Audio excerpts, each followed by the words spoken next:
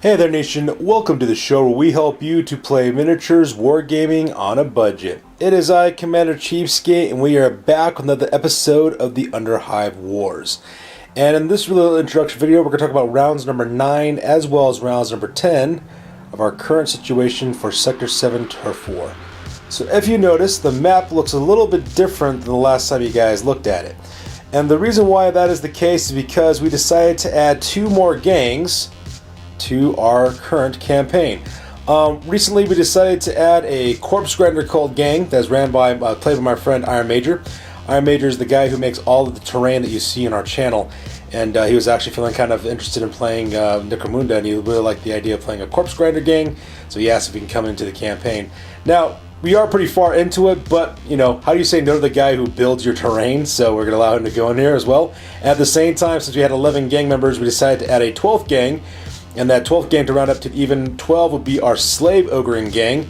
We play for my other friend, Smells Like Febreze. Smells Like Febreze is also interested in playing Necromunda as well, and she thought it'd be kind of cool to play some Slave Ogryns. And so that's what we have joining up on our new campaign is 2 more gangs. So we're going to do our campaign a little bit differently. If you'll notice on the map, we have some white outlined territories, as you can see there. In fact, we have 10 territories. Sorry, not 10, 9 territories that are outlined in white.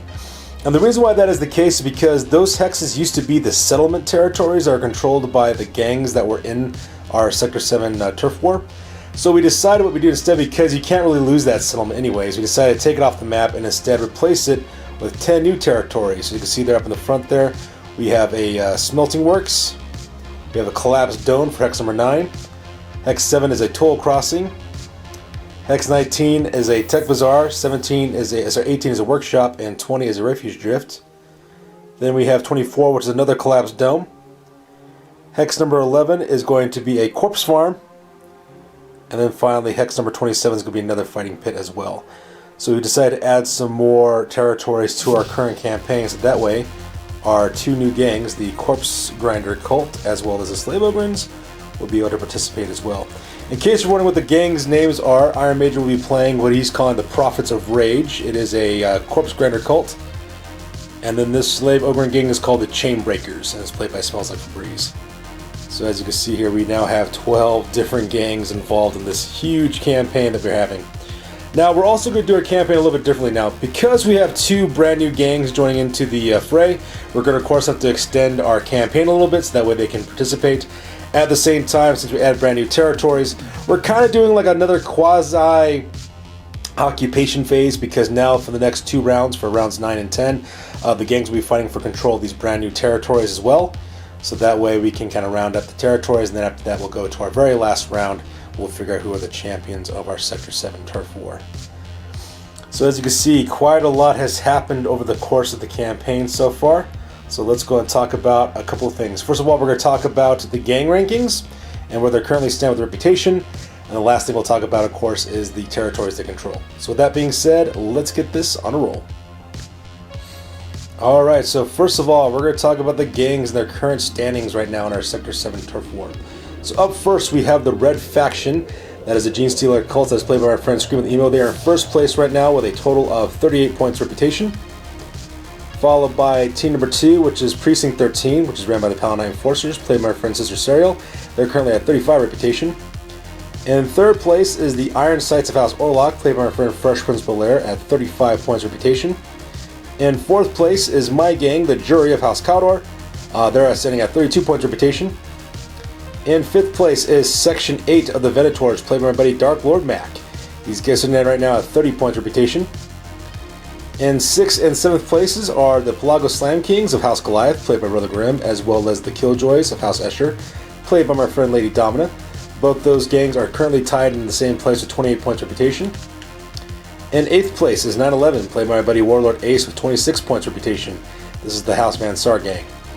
In 9th place are the People Eaters of the Hellout Chaos Cultists, that's played by my friend O'Death. They're currently at 23 points reputation. And they're also tied in the same place with the Sleeping Dogs of House Delac, played by my friend Sergeant Sigmar, and they also got 23 points reputation. And then finally, 11th place, we have the Prophets of Rage, the brand new Corpse Grinder Cult that's played by Iron Major. And in 12th place, we have the Chain Breakers, played by my friend Smells Like Febreze of the Slave Ogryns. And that is currently the current lineup for the gangs and their current rankings for round number 9.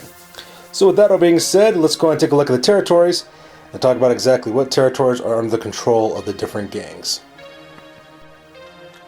Alright, so here is the key that we're using to differentiate the different gangs involved with our campaign and the colors that they are associated with. Blue is for Khador, red is for Orlok, yellow is for Delak, green is for Van Sar, orange is for Goliath, pink is for Escher, black is for Genestealer cults, brown is for Hellot Chaos cultists, teal is for Paladite enforcers, Venators are in that maroon color, that neon green is for the corpse grinder cults, and finally that oceanic blue is for the slave ogryns as well.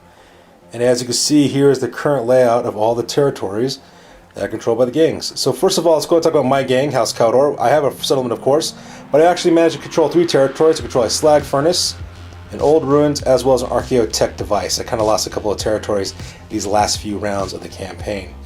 Up next, we have the Orloks of the Ironsides of House Orlok. They control a tunnel, as well as a second settlement, which is located on the map. Up next in yellow is House Van Sar. House Van Sar is kind of scattered a little bit on the map. They control a narco den, as well as a generatorium, as well as a stinger mold sprawl. Up next, the territories in green are controlled by House Van Sar, the 911. They're kind of scattered a little bit as well. They got a fighting pit over here in the top, and down here in the bottom they have a corpse farm, as well as a sludge sea. After that, we have the orange territories, but controlled by House Goliath. If you notice, they have no territories on the map right now because they currently lost all their territories except for their settlement. For the Escher, which are down here in pink, they control 2 pieces of territories, a synth still, as well as a needle waste. Not a needle waste. They just control a synth still. That's the only thing they control. I do apologize for that. Up next is the red faction, the Genestealer cults. They control mine works, as well as a rogue dock shop, as well as a refuge drift. Next, we have the Hellot Chaos cultists. They control a Promethean stash, which they managed to steal from the Goliaths. Next, we have the Paladite enforcers. We actually control quite a bit of territory here in this oceanic blue color. They control a waste, as well as a bone shrine, as well as a drinking hole, which they basically have all policed up to free of crime. In the maroon color over here on the top, that is the Needle Ways that is controlled by the Section 8 Venators. And then, of course, the rest of the territories are currently unclaimed, which we'll be playing for the next 2 rounds, for now rounds 9 as well as round 10. So to represent the fact that we're kind of doing like another mini campaign for our 2 gangs to catch up for the rest of them, we are calling this little mini campaign series Meat for the Grinder, because we'll be using the Slave Ogryn Gangs as well as the Corpse Grinder cults. Just seemed like an appropriate name for one enslaved gang and one cannibalistic gang to call it the Meat for the Grinder. So we'll be fighting in 2 rounds. We'll have multiplayer rounds as well during these next 2 rounds. We'll have games where 4 gangs will be throwing it down as well. And it's going to be really interesting and we should be really exciting. Doing a lot of scenarios we usually don't do or never got a chance to play yet since we got some additional time. So that's going to do it for this one, you guys. We're going to move on to now to the rest of the battle report. We'll see you guys on the flip side.